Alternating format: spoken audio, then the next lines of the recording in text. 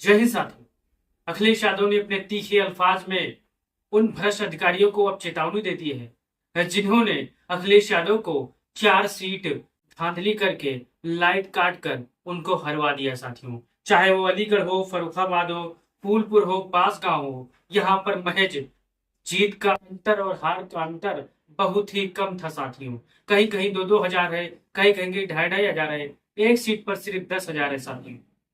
यहाँ पर अखिलेश यादव ने कल मैनपुरी पहुंचकर एक बयान दिया है। उस बयान में अखिलेश यादव ने कहा है कि फर्रुखाबाद, अलीगढ़, फूलपुर, बांसगांव में अधिकारियों ने धांधली करके हमारे उम्मीदवारों को हरा दिया है।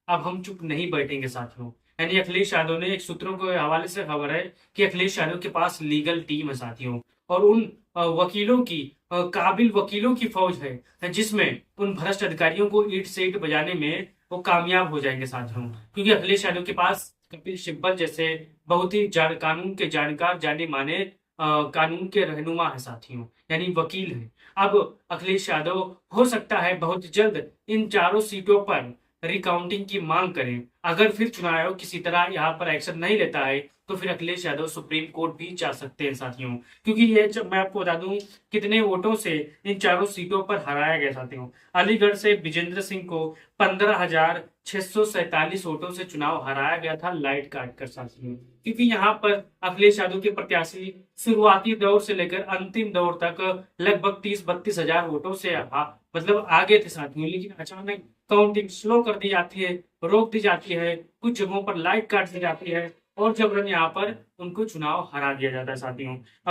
अलीगढ़ से समाजवादी पार्टी के प्रत्याशी 4,86,187 वोट हासिल करते हैं और उनको 15,647 वोटों से किसी तरह चुनाव हरा दिया जाता है। उसी दूसरे क्रम में बहुत ही मामूली वोटों से साथियों फर्रुखाबाद से डॉक्टर नवल किशोर शाह को यहाँ पर चुनाव हरा दिया जाता है साथियों, महज 2678 वोटों से साथियों। ये ओरिजिनल चुनाव आयोग का डाटा है, 2678 वोटों से। लेकिन जो जमीन पर हम बात करें, कार्यकर्ताओं से बात करें, तो महज 2600 वोटों से उनको लाइट काट कर चुनाव हरा दिया जाता है साथियों। अंतिम राउंड में समाजवादी पार्टी के प्रत्याशी लगभग 4,000 वोटों से अधिक आगे थे, लेकिन अचानक यहाँ पर लाइट कटती है, काउंटिंग स्लो होती है। उसके बाद समाजवादी पार्टी के प्रत्याशी को तितर बितर करने के लिए लगभग जबरन लाठी भाजी जाती है और यहाँ पर चुनाव हरवा दिया जाता है साथियों। यहाँ पर भी अखिलेश यादव कानूनी कार्रवाई करने के लिए लगभग अपने लीगल टीम से बात कर रहे हैं। हो सकता है बहुत जल्द यहाँ पर रिकाउंटिंग की मांग हो। अगर फिर रिकाउंटिंग नहीं होती है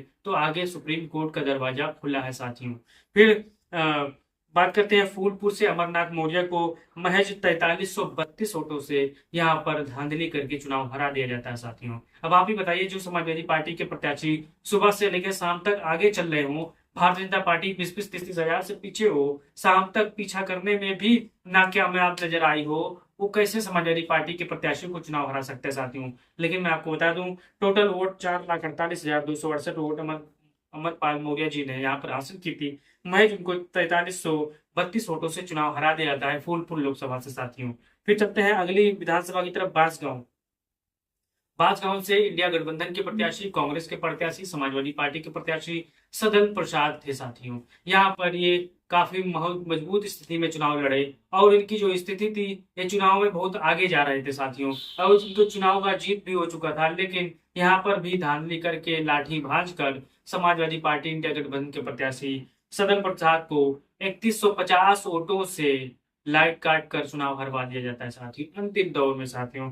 टोटल वोट 4,25,543 वोट सदन प्रसाद हासिल करते हैं और महज चंद वोटों से इनको भी चुनाव हरा दिया जाता है साथियों। अखिलेश यादव ने तीखे अल्फाज में कह दिया है कि वो दोषी अधिकारी बख्शे नहीं जाएंगे जिन्होंने संविधान का पालन नहीं किया साथियों। वैसे तो प्रदेश में पढ़े लिखे अधिकारी भी हैं, निष्पक्ष हैं, क्योंकि उनको पता है कि सरकारें आती जाती रहती हैं। हम संविधान से के दायरे में अगर रहकर काम करेंगे तो मुझे कोई भी नेता, कोई भी मंत्री, कोई भी संतरी मेरा बाल बांका नहीं कर सकता। लेकिन कुछ ऐसे वहीं पर अधिकारी हैं जो सरकार को खुश करने के लिए, एक पार्टी विशेष की मदद करने के लिए पार्टी बंदी करने लगते हैं साथियों। वहीं पर उनसे चूक हो जाती है, फिर अंतिम में जब कोर्ट का निर्णय आता है तो उनको दोषी करार दिया जाता है साथियों। आपने देखा होगा ऐसे ही तमाम मामले निकल के सामने आए रहे हैं। कुछ अधिकारी यहाँ पर सरकार से मिलकर काम काज को विपक्ष के नेताओं पर ढोने का काम करते हैं, लेकिन जब कोर्ट का फैसला आता है तो उनको मुंह की खानी पड़ती है साथियों। चाहे वो आजम खान का मामला हो, चाहे उत्तर प्रदेश नहीं, पूरे भारत के कोने कोने में आपको ऐसा केस मिल जाएगा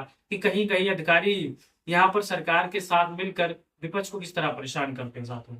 अब आप ही अपना राय दीजिए, इन जो चारों सीटों की जो रिकाउंटिंग की मांग है, क्या फिर से चुनाव आयोग स्वीकार करेगा? अगर स्वीकार नहीं करेगा तो क्या अखिलेश यादव को, राहुल गांधी को सुप्रीम कोर्ट जाना चाहिए?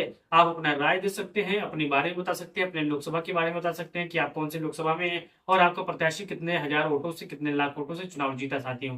वैसे तो समाजवादी पार्टी की जो प्रदर्शन है बहुत शानदार रही है साथियों। अगर कुछ सीटों पर जबरन हराया नहीं गया होता और उस महज 16 सीटों पर अगर मायावती जी ने यहाँ पर भारतीय जनता पार्टी के साथ अंदर मिलकर खेल न किया होता तो आज समाजवादी पार्टी इंडिया गठबंधन को मिला के 60+ सीटें जीतकर हासिल कर लेती साथियों। और भारतीय जनता पार्टी महज कुछ ही वोटों, कुछ ही सीटों पाकर संतुष्ट हो जाती है।